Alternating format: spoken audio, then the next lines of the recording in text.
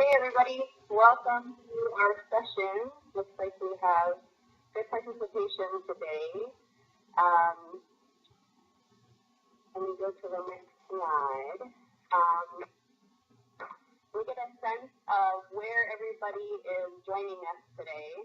On your little toolbar that has the pencil and the arrow and the A for the text box, go ahead and click, mine looks like a sun, and put a little icon on the map for where you're calling from.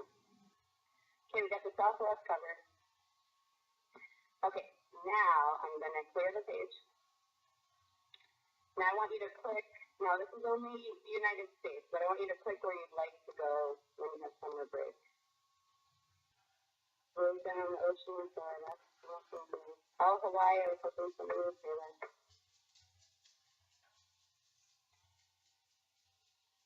Okay, thanks for that. Just a little icebreaker, and so you could play around with some of the tools. So remember, at any time during our session today, if you want to use the emoticons to show me kind of how you're feeling in the session, if you're liking what we're talking about, if you need me to speed up or slow down, raising your hand, please feel free to do that. If at any time you have a question, you can raise your hand with the talk button, video, or chat. So with that being said, I'm going to move ahead unless I see any changes. We have one learning objective for our short session today, and that is we're going to use a discussion web to plan an argument piece of writing. So I'll model it for you, and then I'll send you to a breakout room where you can collaborate together on what you read for your homework. Okay? Some quick polls so we can try our polling features. First, I'd like you to, that little check mark above where your names are, I'd like you to answer this first question. Who likes to argue with other people to get your way? Let's see. Oh, Jenny, I knew you'd click green first. So click green or red, yes or no. Who likes to argue in our group?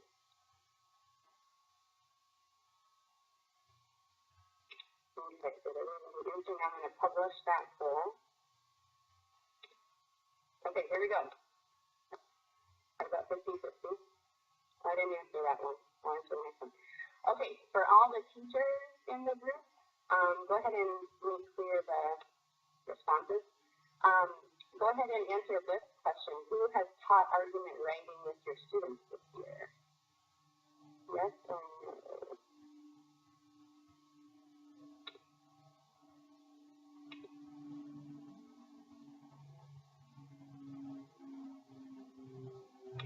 Okay, here's the answers for that. Not a lot of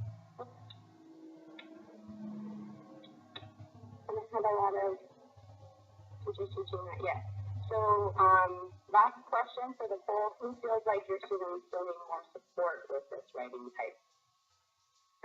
What's the green or the red to answer that one?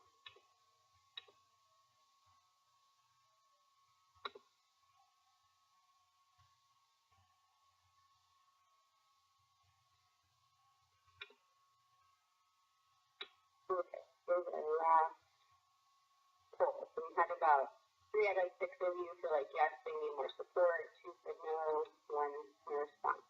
So just wanted to get a sense of where we're starting today before we launch into our work. Okay, so thank you for that. As you know, since we've met before, I always invite you to agree to some norms for working together. The first is to share ideas. I know that can be a little difficult in a virtual environment, but so far I really appreciate how you're sharing your ideas. All of you are coming from different backgrounds, different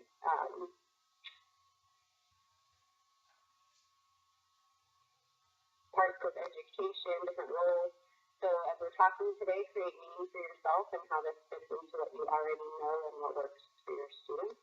And we'll try to have fun. Okay, sound good? If you can agree to those, go ahead and click your green check mark. Thank you. I appreciate it. Okay, so let's move on. In our last session, we have talked a lot about argument writing, as you probably will remember. And here's a review of what we've talked about so far. So would anyone like to volunteer to click the talk and or video button to remind us of what we already know about argument writing and about making an argument. Okay, Jennifer, thank you. Can you click your talk button and remind us of what we already know about argument? Argument writing developmentally occurs at every single grade, beginning with fact and opinion in primary, going up all the way to debate in secondary. And, we know that it's different from persuasive writing. We know that it is probably the most difficult type of writing to teach. And in order to teach it well, you've got to have specific structures and lots of mentor text. And the whole thing focuses on teaching children logical reasoning, or a sequence of logical reasoning. Exactly. Thank you. So you're right. In our previous work, we talked about how it's different from persuasive writing. We talked about how it's difficult because it's a really high level of critical thinking and cognitive demand, and also need a lot of support in order to think this way. So with that being said, we're going to try a strategy called a discussion web today. So I'm going to model one for you. It's really a graphic organizer that can help your students organize their thoughts in order to write an argument piece, and then I'm going to have you try one out in a breakout session. So the hot topic that I picked, where I just saw a documentary about on Netflix, was whether NCAA basketball players should be paid or not. So with that being said, before I share my web, let's do another poll. If you know much about this debate and you've heard some evidence or claims about whether NCAA basketball players should be paid or not, I want you to vote on what you think right now. If you think yes, they should be paid, no, or no response if you're not sure. So I'll give you a second to what you think.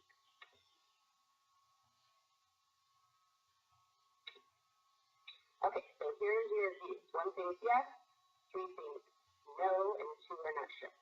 So let me show you what I've gathered for some evidence on my discussion web.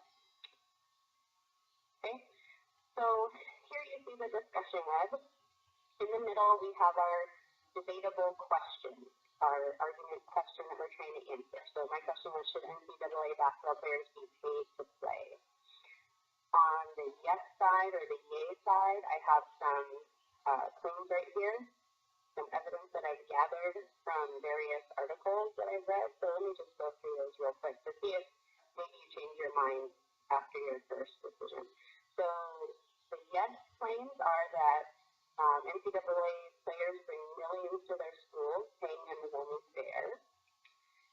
Second claim, their colleges sometimes allow them to take meaningless classes. So on the counterclaim side, opponents of this may say that paying students to play is not fair because they already get paid with scholarships, whereas the counterclaim to that is sometimes colleges break the rules and they let students take meaningless classes or earn meaningless degrees.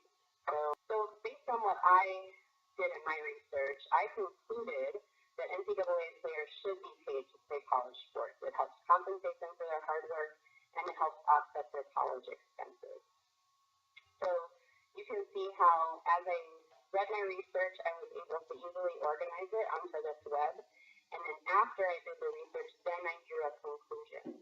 So based on what I just said, let's see if anyone keeps their same opinion they had before, their same conclusion, or if anybody's mind has been changed based on the evidence they see here. So take a second to use your polling feature again. Your yes, no. Try to pick one or the other. Try to at least make a vote. Okay. So we had a couple people convert. A couple people who weren't sure before have changed their opinion. So you'll see the same thing with the students in your classes, and we'll be brief at the end about some good ways to set these debates up. Okay, so next, I try this with a different topic. So what you read last night was an article about animal testing, and you saw it from two different perspectives, a persuasive perspective and an argument perspective. So now what I'd like you to do when I break you into breakout rooms is I'd like you to fill out your own discussion web. So here's the roles I'd like you to take. If there's 4 of you in the room, then your roles are here. And what you'll see in the chat box is that each of you will kind of be entered into the breakout room in an order. So whoever's at the top will be person number 1, number 2, and so on. So if there's only 3 of you in the room, you can kind of combine 2 of these roles. But person number 1, I'd like you to put the question that we're answering in the box here about animal testing. Okay, work together to see how that question should be formed. And all you have to do to write in this web is I just went over to my toolbar here. I grabbed this text box, and then I'm going to draw one here.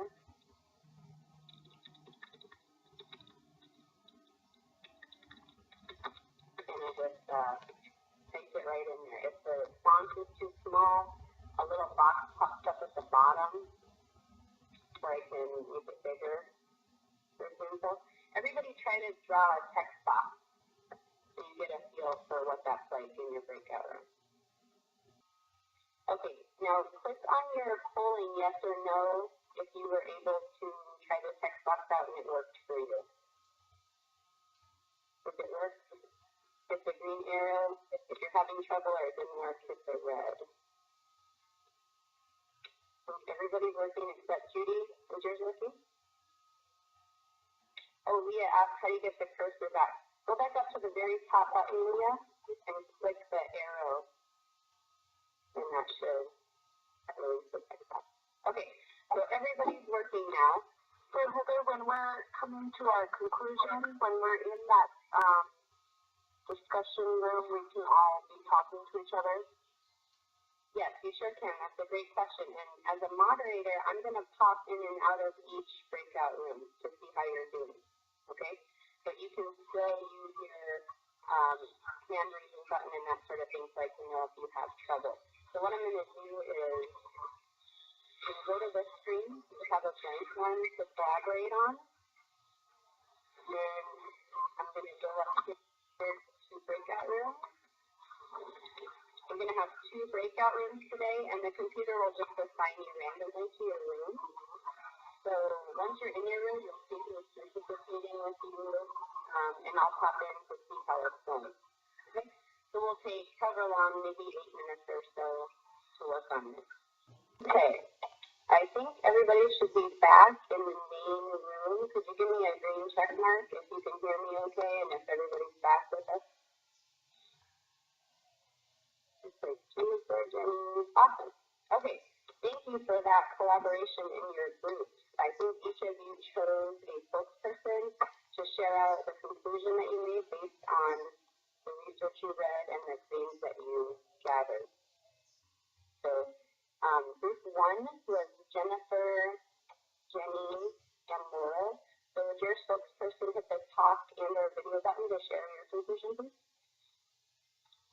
So I'm the spokesperson for our group, and our conclusion is that, yes, animal testing is necessary.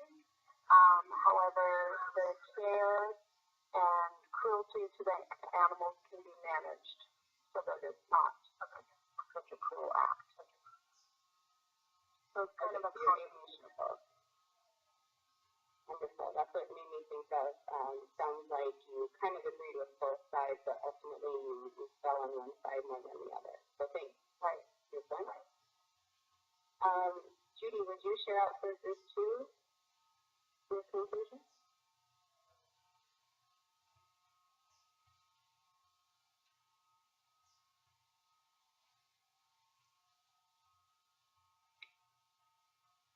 Just hit your talk button whenever you're ready, Judy.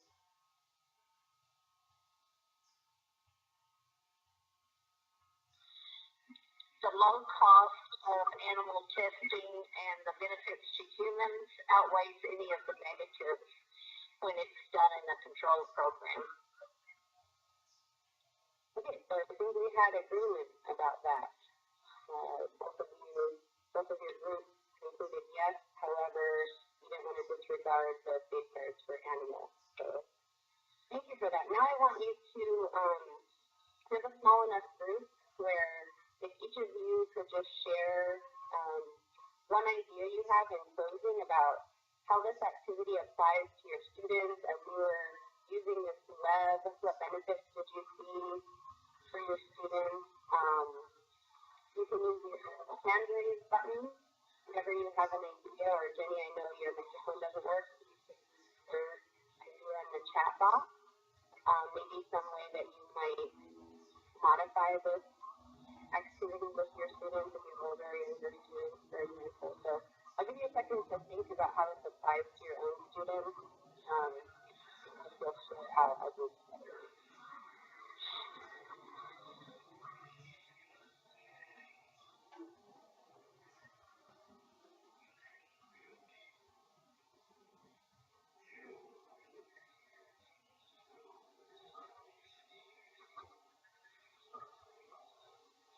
Okay, it looks like a few here are typing chat response, and Jennifer has her hand raised. So go ahead, Jennifer, will you tell us what thoughts you had for this activity?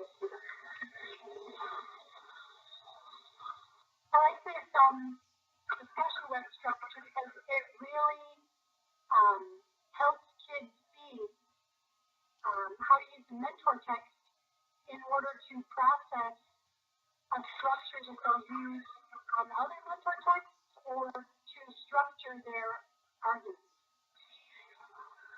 Thank you. Good point. So it's usable for a lot of different texts. What idea did it give you, Judy? I think it helps them visually organize their thinking process, and they can apply this to other topics. Did you see it supporting a struggling writer with organizing their Right. Yes. We have in the chat box here, Jenny said they got to see both sides on the graphic organizer, and Laurel's is kind of similar. She said students have to review all information together in order to come to a conclusion. So that's something I hoped you would see from this activity is quite often when we do a debate or have an argument, we assign kids right away, you're the yeses and you're the no's. Consider having students do research first, because that's a powerful way that adults come to conclusions about things. Hopefully, if they're informed about a topic, they'll read both sides, and then they'll come to their own conclusion based on the evidence. So thank you for that. I think everyone has had a chance to share out. So thank you again for joining our session today. I hope that when we're done here that you will use this web with your students, and when we come together again, you can report out how it works with your students, and hopefully we'll support them with argument